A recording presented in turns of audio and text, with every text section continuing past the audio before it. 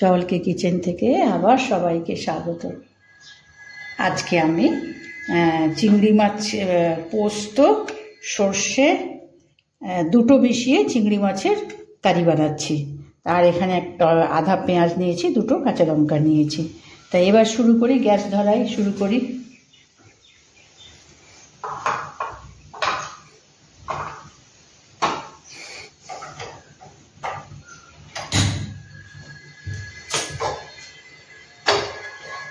এবার কড়াইটা একটু গরম হলে তেল দেব। আজকে আমি সর্ষের তেল দিলাম না, আজকে আমি সাদা তেল দিলাম, সানফ্লাওয়ারের সাদা তেল, ওইটা দিয়েই আমি করব। লাস্টে অবশ্য একটু সর্ষের তেল দেব, হয়ে যাওয়ার পরে যেমন আমরা কাঁচা সর্ষের তেল মেশাই ওই রকম আমি একটু মেশাবো, কিন্তু পুরোটাই আমি সাদা তেলে বানাচ্ছি। তো এটা গরম হোক, আমি তেল দিয়ে নিই, তারপরে পরেরগুলো আবার দেখাচ্ছি। কড়াইটা বসিয়ে দিয়েছি, তেলটাও গরম হয়েছে। এর মধ্যে আমি একটু কালো জিরে দিলাম। এবার পেঁয়াজটা দেব, খুব অল্প একটু পেঁয়াজ দিয়েছি।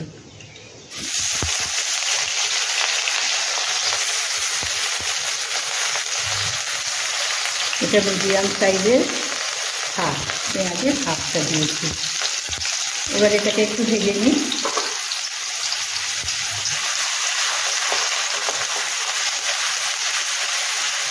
এর কাঁচা ভাবটা চলে যায়, তারপরে মাছটা দেবো। মাছ আর আমি আজকে সেদ্ধ করিনি বা আলাদা আমি ফ্রাই করিনি, কারণ এই যে পেঁয়াজটা ভাজছি এর মধ্যে মাছটা দেব, দিয়ে সামান্য ভাজা হবে। চিংড়ি মাছ আমরা জানি তো যে বেশি ভাজলে বা সেদ্ধ করলে শক্ত হয়ে যায়, সেই জন্য আজকে আমি সেদ্ধ করলাম না। এটা একটু আমি ভেজে নিই। এবার পেঁয়াজের কাঁচা ভাবটা কেটে গেছে, এবার এর মধ্যে একটু কমিয়ে দিই।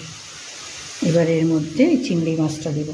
আমি আজকে চিংড়ি মাছটা সম্পূর্ণ পরিষ্কার করে দিয়েছি, ওর খোসা মাথা আমি কিচ্ছু রাখিনি।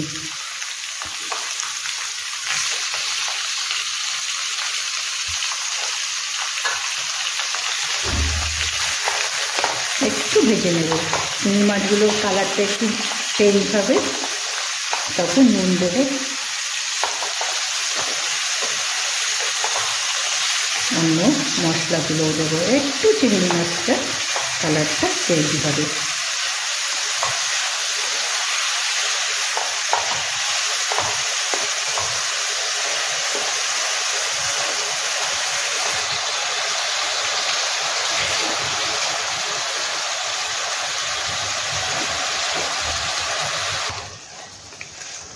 একটু রং চেঞ্জ হয়েছে। এবার আমি এখানে নুন দেবো। নুনটা সব সময় সাবধানে, একটু কম হলে পরে তোমার নিয়ে নেওয়া যায়, কিন্তু বেশি হয়ে গেলেই তখন মুশকিল কী করে সামাল দেওয়া। আচ্ছা, এবার হলুদ গুঁড়ো দিলাম। যেহেতু পোস্ত সর্ষে দিচ্ছি সেহেতু শুধু নুন আর এই লঙ্কা গুঁড়ো, এটা একটু কালার হবে বলে, এটা নর্মাল যেটা আমরা খাওয়াতে সবসময় ব্যবহার করি সেইটা।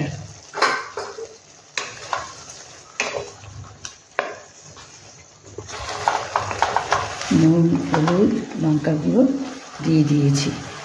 এবার এখানে সর্ষে পোস্ত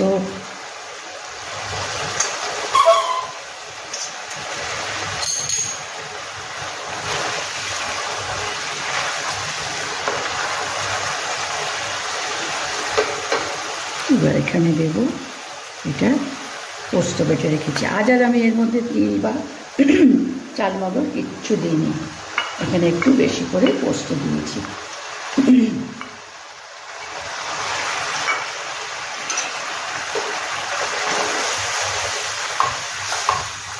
এটা একটু কষে নিতে হবে, পোস্তর একটা আলাদা কাঁচা গন্ধ থাকে, তো সেই জন্য আমি ফ্লেমটা বাড়িয়ে দিয়েছি। এটা একটু ভেজে নিই। এবার এখানে এটা সর্ষে বাটা,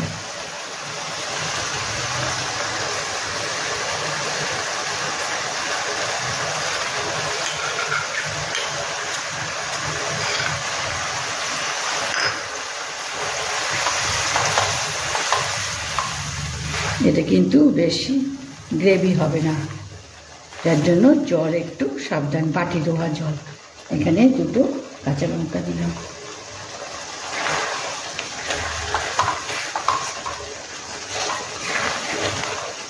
শুধু বাটি ধোয়া জল দেব।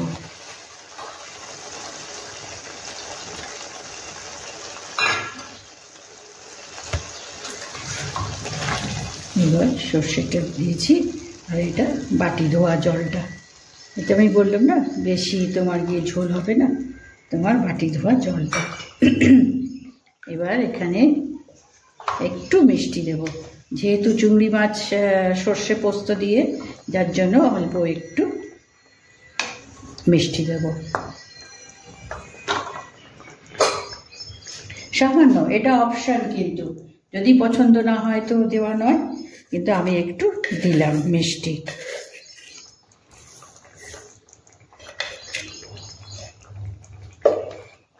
এবার নামিয়ে একটু ফুটবে, একটু ফুটে নিয়ে নামিয়ে ওপর থেকে সর্ষের তেল দেব। একটু ফুটিয়ে নিই, এটা ফুটে যাক। আর এটা তোমার প্রথম থেকে লাস্ট অবধি দেখো কেমন। চিংড়ি মাছের প্রিপারেশান আমরা তো নানানভাবে বানাই, এর আগেও আমি অনেকটা বানিয়েছি, অনেকগুলো আছে আমার সাইডে। আজকে আমি চিংড়ি পোস্ত আর সর্ষে দিয়ে করলাম। এটা কিন্তু আমরা ভাপাও করি, সেটা আর করলাম না, আমি কড়াইতেই রান্না করলাম। তো এটা নিশ্চয়ই দেখো, দেখলে পরে ভালো লাগলে লাইক করো, সাবস্ক্রাইব করো। আমার নতুন বন্ধু হলে অবশ্যই অবশ্যই সাবস্ক্রাইব করো, লাইক করো। তো এটা আমি করে নিই, একটু ফুটিয়ে নিই। এবার গ্রেভিটা আমার ঘন হয়ে গেছে, ঠান্ডা হলে আর একটু ঘন হবে। পোস্ত সর্ষে দুটো ঠান্ডা হলে আর একটু ঘন হবে। এবার আমি এখানে একটু সর্ষের তেল দিচ্ছি।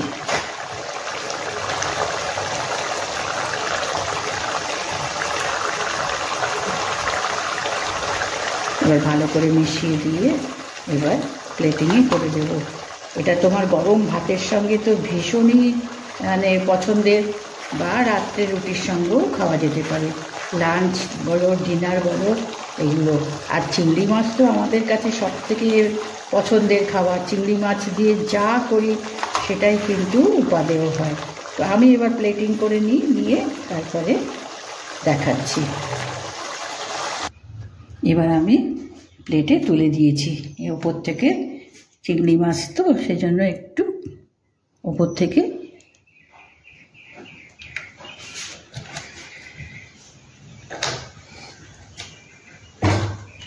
সর্ষে পোস্ত চিংড়ি দিয়ে তোমার কাঁচা সর্ষে তেলের একটা আলাদাই তোমার ফ্লেভার এবং স্বাদ সব কিছুই কিন্তু চেঞ্জ করে দেয়।